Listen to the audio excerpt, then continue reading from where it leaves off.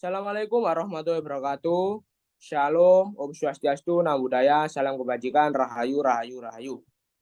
Pada kesempatan kali ini, izinkan kami dari kelompok 2 mempresentasikan pemaparan sudut pandang Tetras Politika pada mata kuliah Hukum Tata Negara yang dibina langsung oleh yang terhormat Dr. Tommy Michael SH MH.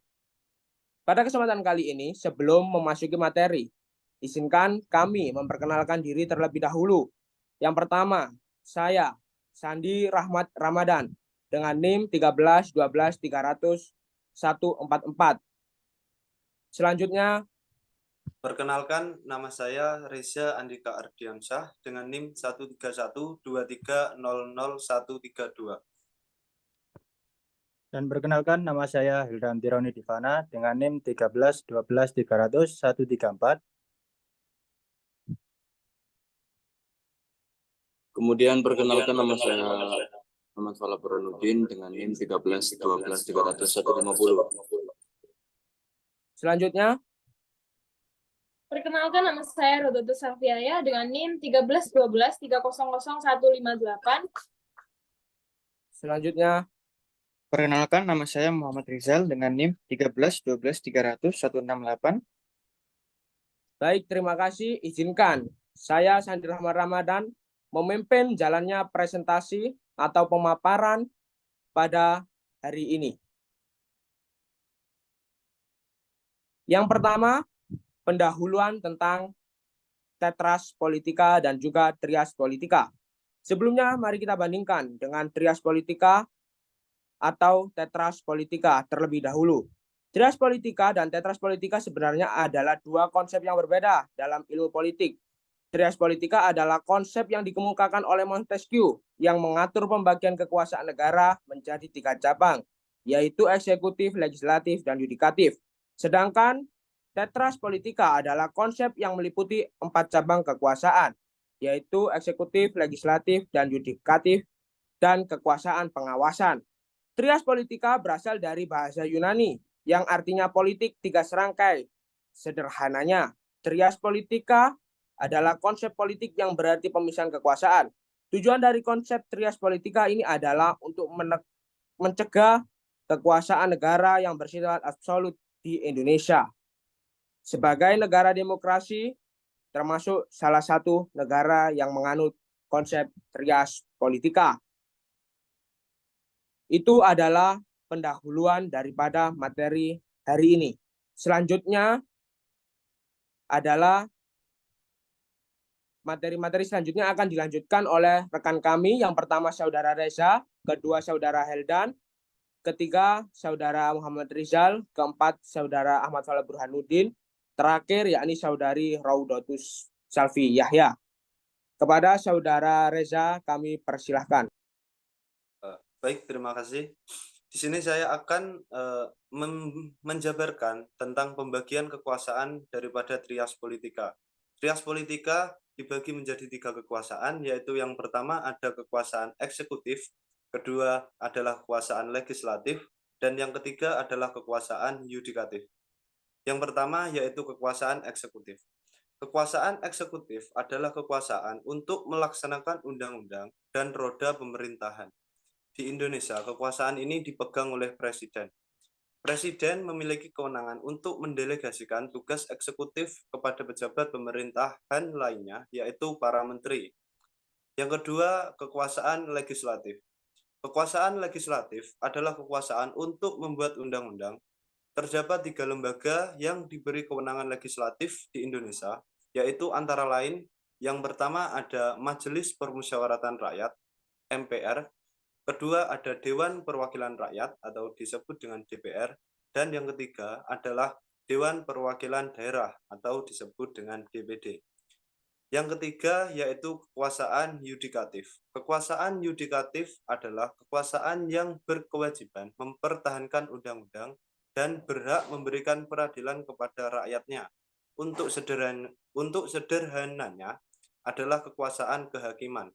Di Indonesia sendiri, kekuasaan kehakiman dipegang oleh MA. Terima kasih.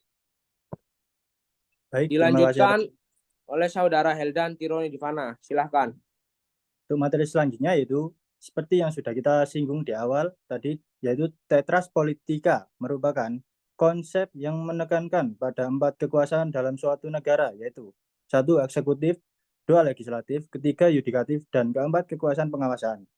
Konsep ini mencerminkan struktur dan fungsi dasar negara, di mana setiap kekuasaan memiliki peran dan tanggung jawabnya sendiri dalam menjalankan pemerintahan dan menjaga keseimbangan kekuasaan.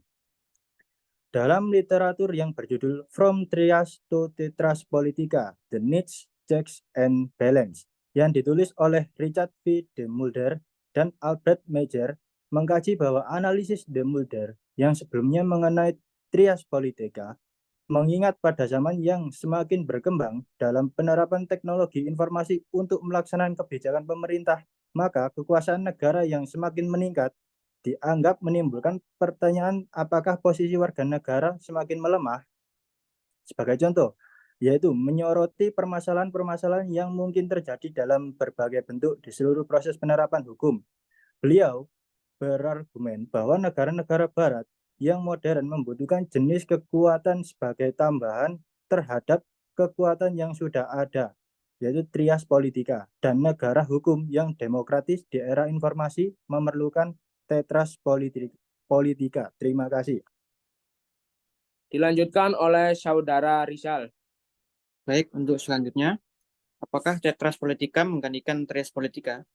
Nah, di sini bahwa Tetras Politika tidak menggantikan Trias Politika. Sebaliknya, justru memperluas konsep Trias Politika dengan menambahkan kekuatan media massa sebagai kekuasaan keempat. Hal ini mencerminkan perubahan dalam dinamika politik dan sosial di era modern di mana media massa memainkan peran penting dalam membentuk opini publik dan mengawasi pemerintahan. Maka, Trias Politika tetap relevan. Di samping itu, Tetras Politika memberi sudut pandang yang lebih komprehensif tentang pembagian kekuasaan dalam suatu negara.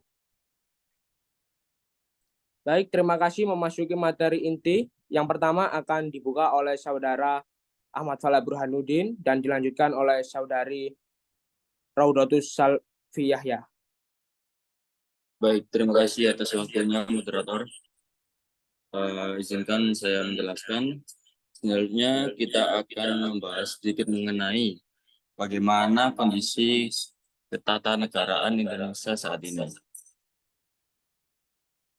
Kondisi ketatanegaraan Indonesia saat ini berada dalam konteks negara demokrasi dengan konstitusi yang kuat dan prinsip-prinsip pemerintahan yang berakar pada Undang-Undang Dasar 1945. Indonesia memiliki 3 cabang pemerintahan yang terpisah, yaitu eksekutif, legislatif, dan yudikatif. Dengan mekanisme check and balance untuk menjaga keseimbangan kekuasaan. Namun, di dalam kondisi tersebut juga memiliki sebuah permasalahan, meskipun setiap permasalahan sudah memiliki solusi masing-masing.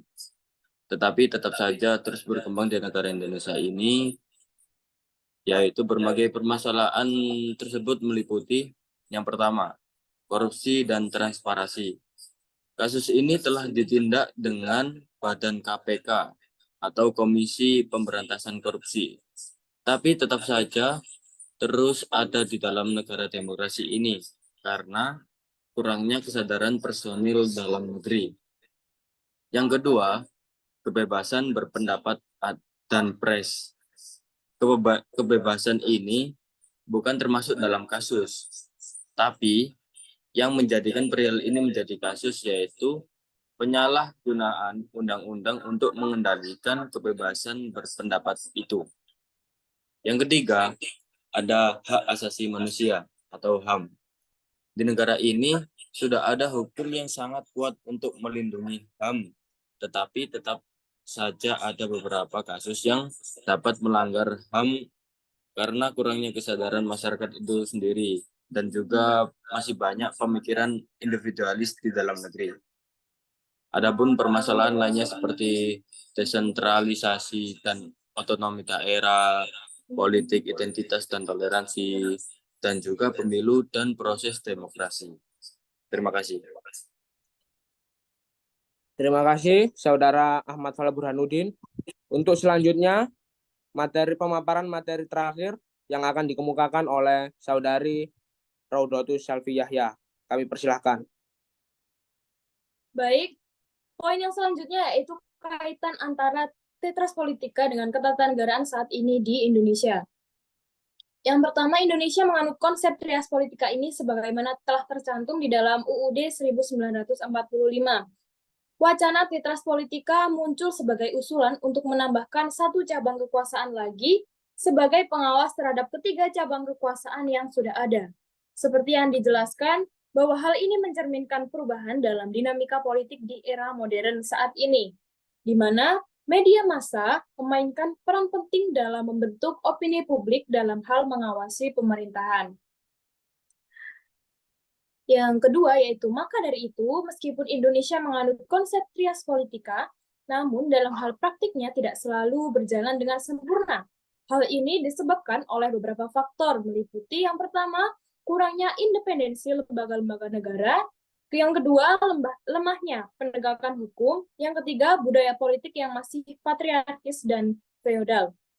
Maka dari itu, suatu penambahan cabang kekuasaan dibutuhkan dalam hal mengawasi pemerintahan untuk memberi dampak baik yang lebih komprehensif tentang kekuasaan dalam negara. Nah, yang terakhir, sedikit saran dari kelompok kami yaitu untuk saat ini dan ke depannya, diharapkan Indonesia masih terus berupaya memperbaiki dan memperkuat sistem ketatanegaraannya untuk menegakkan prinsip Tetras Politika dengan lebih efektif lagi. Reformasi institusi, penegakan hukum yang lebih independen, dan peningkatan transparansi serta akuntabilitas pemerintah menjadi fokus utama dalam upaya mencapai tujuan bersama. Terima kasih. Baik, terima kasih. Berakhirlah pemaparan materi dari kelompok kami. Pada kesempatan kali ini, kami mengambil kesimpulan dari diskusi yang cukup panjang, yakni kami menyimpulkan bahwasannya Tetras Politika bukan bagian daripada kekuasaan, melainkan pengawas daripada kekuasaan dari tingkat eksekutif, legislatif, dan yudikatif.